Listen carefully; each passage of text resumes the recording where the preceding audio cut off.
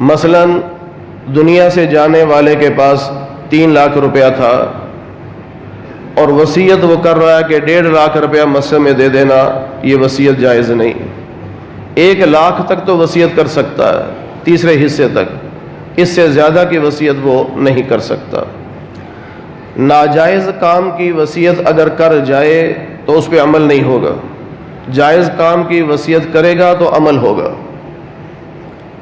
اسی طرح اللہ رب العزت نے فرمایا کہ سننے والا اگر وصیت میں تبدیلی کر دیتا ہے، مثلا وہ کہہ کے گیا کہ میرے مرنے کے بعد 50,000 مسجد میں دے دینا، اور سننے والا جو وہاں بیٹھا تھا اسے مسجد سے بڑا لگاؤ تھا، تو اس نے کہا بھی یہ تو دنیا سے جا رہا ہے تو کیوں نہ میں مسجد کا بھلا سوچ لوں۔ اب یہ ان کے بیٹوں کہتا ہے کہ آخری سانسوں کے وقت میں پاس تھا تو آپ کے ابا جی نے کہا تھا کہ میرے مرنے کے بعد 1 لاکھ روپیہ مسجد میں دے دینا۔ اپنی طرف سے یہ خیر خواہی سوچ رہا ہے کہ چلو 50,000 کے بجائے لاکھ چلا جائے گا، تو اللہ فرماتے ہیں جس نے اس وصیت میں تبدیلی کی ہے تو اس کا گناہ اس تبدیلی کرنے والے پر ہوگا، دنیا سے جانے والے پر گناہ نہیں ہوگا۔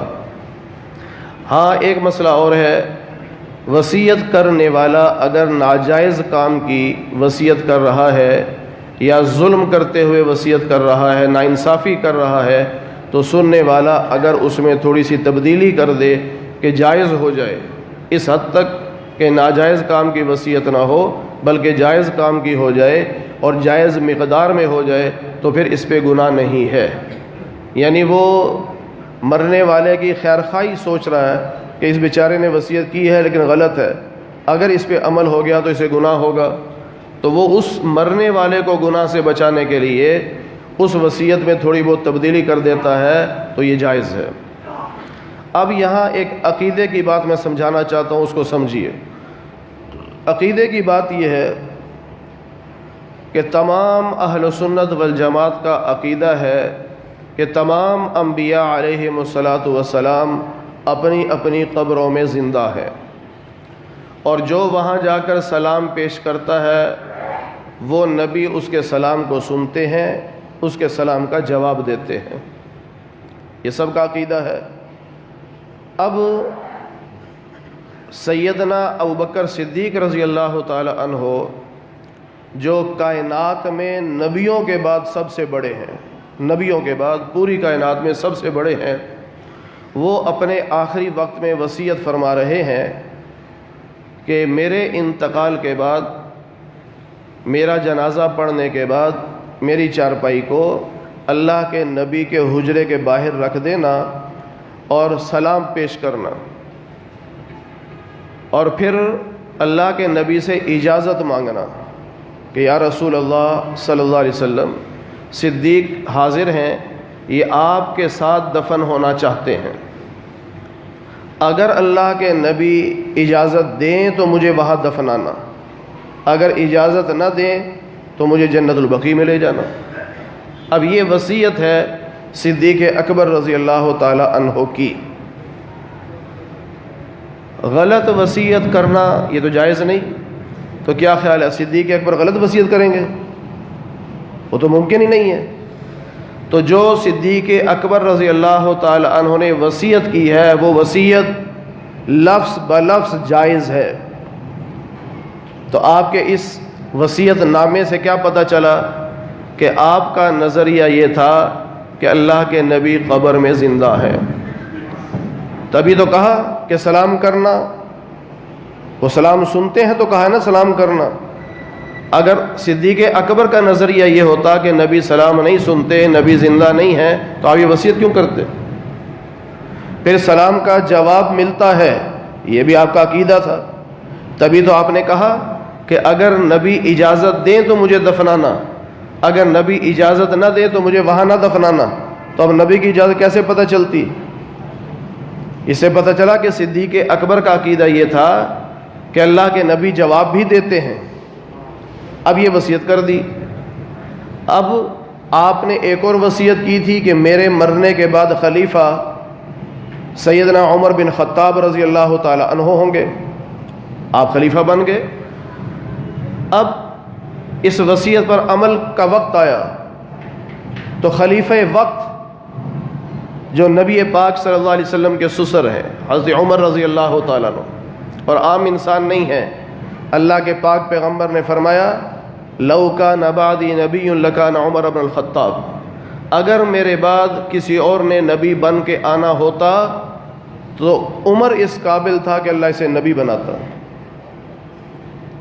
پھر آپ نے فرمایا ان اللہ جعل الحق علی لسان عمر وقلبی، اللہ نے عمر کی زبان پر اور ان کے دل پر حق جاری کر دیا ہے، جو وہ کہتے ہیں وہ بھی حق ہے، جو وہ سوچتے ہیں وہ بھی حق ہے۔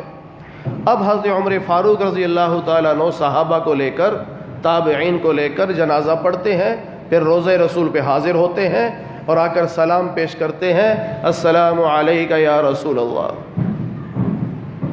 پھر کہتے ہیں کہ یا رسول اللہ صلی اللہ علیہ وسلم صدیق حاضر ہیں، آپ کے ساتھ دفن ہونا چاہتے ہیں۔ اب صدیق اکبر نے کیا فرمایا تھا کہ جواب ملے تو مجھے دفنانا، تو حضرت عمر بھی یہی بات کہہ رہے ہیں۔ اس کا مطلب ہے دونوں کا عقیدہ یہ ہے کہ نبی سنتے بھی ہیں، جواب بھی دیتے ہیں۔ تفسیر کبیر کے اندر امام فخر الدین رازی رحمۃ اللہ علیہ نے سورہ کہف کے پہلے رکوع میں لکھا ہے یہ پورا واقعہ تفصیل سے، اور وہاں الفاظ یہ نقل فرمائے کہ وہاں جتنے لوگ موجود تھے انہوں نے اللہ کے نبی کا یہ جملہ سنا ادخل الحبیب الی الحبیب، دوست کو دوست کے ساتھ ملا دو۔ اب یہاں سے کیا پتہ چل رہا ہے؟ سیدنا صدیق اکبر کا عقیدہ بھی یہ ہے کہ نبی قبر میں زندہ ہیں، سلام سنتے ہیں، سلام کا جواب دیتے ہیں۔ حضرت عمر فاروق رضی اللہ تعالی عنہ کا عقیدہ بھی یہی ہے کہ نبی قبر میں زندہ ہیں، سلام سنتے ہیں، سلام کا جواب دیتے ہیں۔ صدیق اکبر نے وصیت کی ہے اور قرآن بتاتا ہے کہ اگر وصیت غلط ہو تو اس پہ عمل نہیں ہوتا، تو صحابہ کا اس وصیت پہ عمل کرنا یہ اس بات کی دلیل ہے کہ صدیق اکبر نے جو وصیت کی تھی وہ بالکل صحیح تھی، اور وہ وصیت وہ ہمارا ایمان ہے، ہمارا عقیدہ ہے کہ جب کوئی اللہ کے نبی کے روضے کے سامنے جاتا ہے اللہ کے نبی اسے دیکھتے بھی ہیں، اسے دیکھتے بھی ہیں، پھر وہ جو سلام کرتا ہے وہ سنتے بھی ہیں، پھر سلام کا جواب بھی دیتے ہیں۔ اب کئی لوگ کہتے ہیں جی کیسے دیکھ لیتے ہیں، منو مٹی کے نیچے سے کیسے نظر آ جاتا ہے؟ ہمیں تو نظر نہیں آتے اللہ کے نبی، قبر والے کو ہم کیسے نظر آ گئے؟ یہ کوئی مشکل کام تو نہیں ہے۔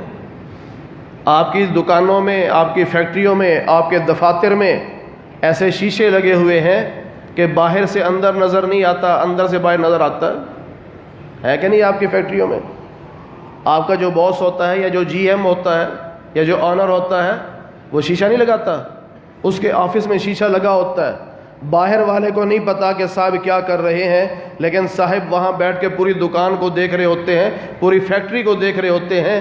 ایک انسان ایسا شیشہ بنا سکتا ہے کہ باہر سے نظر نہ آئے، اندر سے نظر آئے، تو کیا اللہ اپنے محبوب کے لیے ایسا نظام نہیں بنا سکتا کہ باہر والوں کو نبی نظر نہ آئے، نبی کو باہر والے نظر آئیں؟ تو اس عقیدے کو مضبوطی سے تھامیے، اور یہ پوری دنیا کے اہل سنت والجماعت کا عقیدہ ہے کہ نبی پاک صلی اللہ علیہ وسلم قبر میں زندہ ہیں، جو جا کے سلام کرتا ہے اس کا سلام سنتے ہیں اور سلام کا جواب بھی دیتے ہیں۔ امام مالک رحمۃ اللہ علیہ، ہر ایک کا اپنا ذوق ہوتا ہے نا، وہ امام مدینہ ہے۔ آپ جو ہے آخری زندگی میں حج یا عمرے پہ نہیں جاتے تھے۔ کسی نے پوچھا کہ کیوں نہیں جاتے؟ فرمانے لگے میں چاہتا ہوں کہ میری موت مدینہ میں آئے، میں ڈرتا ہوں کہ اگر عمرے پہ چلا گیا یا حج پہ چلا گیا کہیں موت باہر نہ آ جائے، میں مدینہ میں مرنا چاہتا ہوں۔ اب آپ کا ایک جملہ ہے، قول ہے، آپ فرماتے ہیں جب نبی کے روزے سے ہو کے آؤ تو یہ نہ کہنا زرت قبر النبی، کہ میں نے نبی کی قبر کی زیارت کی، مطلب نہیں، یہ نہ کہو۔ پھر کیا کہیں؟ وہ کہتے ہیں یوں کہو زرت النبی، میں نبی کی زیارت کر کے آ رہا ہوں۔ کیوں؟ اللہ کے نبی نے خود فرمایا کہ میرے مرنے کے بعد جس نے میری قبر کی زیارت کی وہ ایسے ہے جیسے اس نے زندگی میں میری زیارت کی ہے۔ اب اللہ کے نبی فرما رہے ہیں کہ جو میری قبر پہ آیا ایسے جیسے میری زیارت کے لیے آیا ہے۔ تو یہی امام مالک فرماتے ہیں کہ یہ نہ کہو کہ میں قبر کی زیارت کر کے آیا ہوں، بلکہ یوں کہو کہ میں اللہ کے نبی کی زیارت کر کے آیا ہوں۔ اب پھر ایک اور اشکال آ جائے گا کہ قبر تو نیچے ہے اور اندر ہے، باہر دیوار ہے، جالی ہے، وہ تو نظر بھی نہیں آتی۔ یاد رکھیے گا، روضہ رسول جتنا بھی ہے اس کی زیارت کرنا ایسے ہے جیسے نبی کی زیارت کرنا، اور پوری مسجد نبوی جہاں تک ہے، جس کونے میں بیٹھ کے آپ درود پاک پڑھیں گے اللہ کے نبی خود سنتے ہیں۔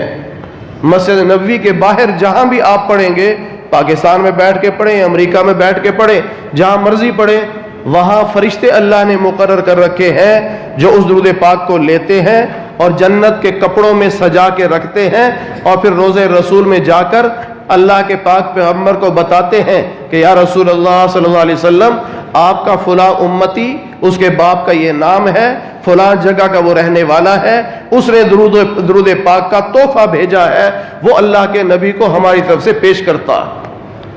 تو روضہ رسول پہ اللہ جانے کی توفیق عطا فرمائے۔